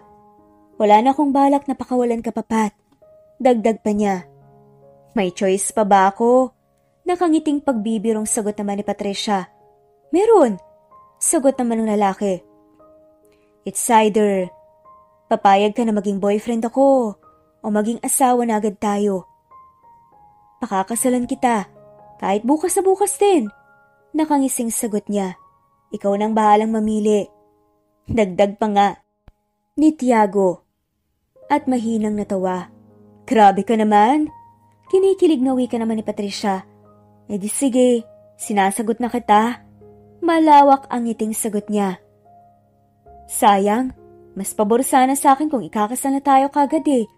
Nagbibirong wika naman ni Tiago kaya sabay silang natawa. Tapos ay marahan pa nga itong yumuko at dinampihan nga si Patricia ng halik sa labi. La, ang lalandi! Mabilis naman silang napahiwalay sa isa't isa nang marinig ang boses ng bakalang kapatid na si Patricio. Ang mas nakakagulat pa ay ang makita nga na kasama niyang nakatayo sa may terasa ang mga magulang nila. Patricio, nakakainis ka naman eh. Nahihiyang wika ni Patricia. Si Tiago naman ay natawa na lang tapos ay itinago nga ang babae sa yakap niya. Ang arte-arte, mas maganda naman ako sa'yo, no?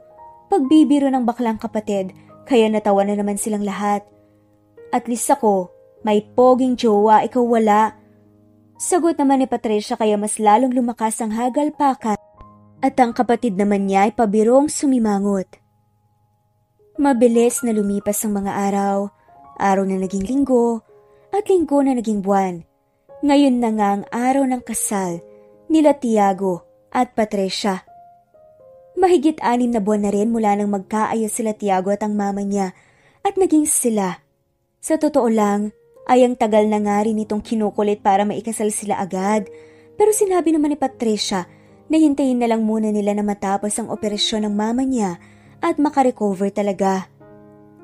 Tila isang milagro ang nangyari. Kasi unti-unting nakarecover sa malubhang sakit ang mama niya. Pagkatapos ng operasyon niya noon ay nagpahinga siya ng halos 2 buwan.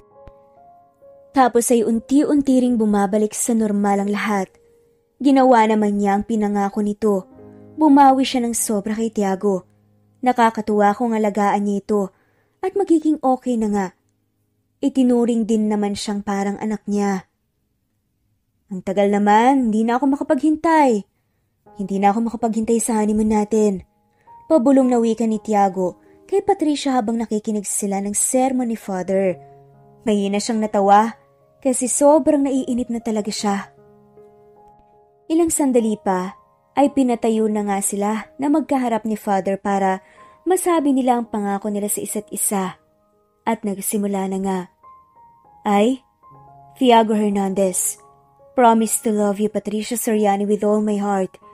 Hindi ako perpektong lalaki at madalas pakiramdam ko ay hindi ako mabuting tao. Pero gagawin ko ang lahat para maipadama sa'yo na totoo at purang pagmamahal ko. Hindi ako gagawa ng bagay na alam kong ikakasasakit ng damdamin mo. Sasamahan kita sa lahat ng bagay. Hahawakan ko ang mga kamay mo sa tuwing malungkot ka. Yayakapin kita kapag natatakot ka. Hahalikan kita kung umiiyak ka man o masaya ka. Akong magiging katuwang mo sa lahat kahit na gaano pa kahirap ang pagsubok na dumating sa akin. At ipinapangako ko habang nabubuhay ako, ikaw at ikaw lang ang babae na mamahalin ko. Puno ng lambing at sinseridad na wika nga ni Tiago na siyang nagpangiti kay Patricia. Tapos isinuot nga nito ang sing-sing sa kanya.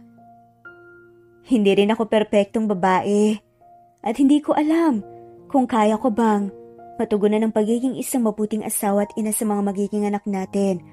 Pero gagawin ko ang mga kaya ko para maiparamdam sa iyo na totoo rin ang pagmamahal ko. Aalagaan ko kayo sa abot ng aking makakaya. At kasiyahan niyo ang lagi kong unahin. Hahawakan ko ang kamay mo sa hirap at ginawa. Sasamahan kita sa kahit na anong daan ang nais mong tahakin. Hindi ako bibitaw. Kahit pagaano kahirap ang mga pagsubok at gaya mo, ikaw at ikaw lang din ang mamahalin ko. Nakangiti pero emosyonal na sagot nga ni Patricia. At isinuot na nga rin sa kanya ang hawak na singsing. Do you, Patricia Soriano, take Tiago Hernandez to be your lawfully wedded husband, to live together in matrimony, to love him, to comfort him, for richer or for poorer, to cherish him, to honor him, to keep him in sickness and in health, forsaking all others for as long as you both shall live? I do. Nakangiti at walang pag-aalinlangan na sagot ni Patricia. Mr. Tiago Hernandez, do you take Miss Patricia Soriano to be your lawfully wedded wife, to live together in matrimony, to love her, to comfort her, to cherish her, to honor her, to keep her in sickness and in health, for richer or for poorer, forsaking all others for as long as you shall both live? I do, Father, I do. Masaya at malakas na sagot ni Tiago, kaya halos magtawanan na ang pamilya at iba pang mga bisita nila. Now that you both have committed yourselves to one another and to your holy union through the sacred vows that you have taken, and by the giving and receiving of these rings, I now pronounce you man and wife, those whom God has joined together. May He wonderfully bless forever. You may now kiss the bride. Pagkatapos noon, ay nakangiting yumuko si Tiago at hindi na nga nagdalawang isip pa na halikan si Patricia sa labi. Naging malakas naman ang palakpakan ng lahat na alam niyang masaya rin para sa kanila. Kung iisipin ay sobrang simple ng kwento ng buhay nila pero may mga aral pa rin na makukuha at isa na sa mga yun ang pagpapatawad. Bago natin magawang patawarin ang iba, ay kailangan muna nating mapatawad ang mga sarili natin at makawala sa mga sakit na hinihila lang tayo pabalik sa mapait na kahapon. Bukod doon ay ang pagmamahal sa magulang. Madalas ay nagagalit tayo sa mga magulang natin at sinasabi natin na hindi sila naging mabuti sa atin dahil nga may mga pagkukulang sila. Pero wala namang perpekto sa mundo. Gaya natin ay mga tao lang din sila na nakakagawa ng pagkakamali. At the end of the day, marirealize natin na magulang pa rin natin sila. Kahit nagaano natin itatak sa isip natin na galit tayo sa kanila, sa puso natin mahalaga pa rin sila sa atin at takot tayo na mawala sila sa atin. Kung meron mang isang bagay na hindi pwedeng mawala sa atin, yun ang salitang respeto. Kapag natutunan nating respetuhin ang sarili natin, ay magagawa rin nating respetuhin ang ibang tao, lalo ng mga tao na malalapit sa atin. Hindi dapat tayo nagpapabulag sa galit dahil lang nagawan tayo ng iba na hindi maganda. Ang importante ay natuto tayo sa bawat pagkakamali at hindi natin inaaksaya ang pangalawang pagkakataon na binibigay sa atin. At ito nga ang kwento ni Patricia Soriano Hernandez. At hindi pa rito nagtatapos ang kwento nila ni Tiago. Bagkus, ito pa lang ang simula at handa na nga nilang tahakin ang bagong kabanata ng kanilang buhay, ang buhay bilang mag-asawa. Maraming salamat po sa lahat ng mga walang sawang sumusubaybay ng kwentong ito at shoutout po sa mga sumusunod.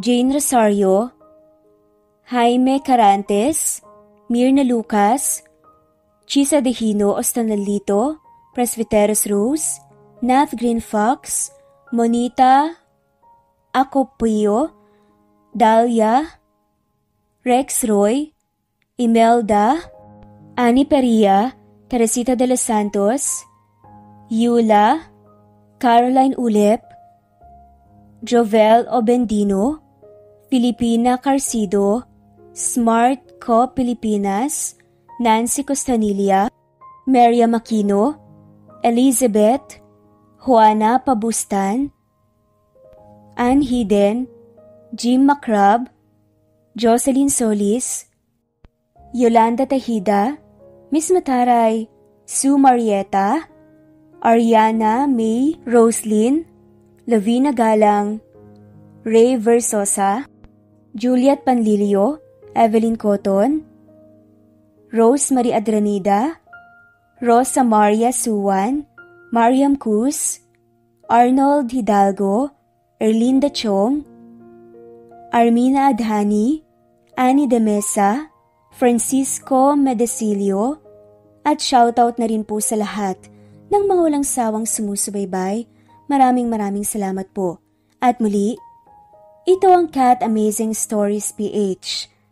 Thanks for listening and God bless everyone.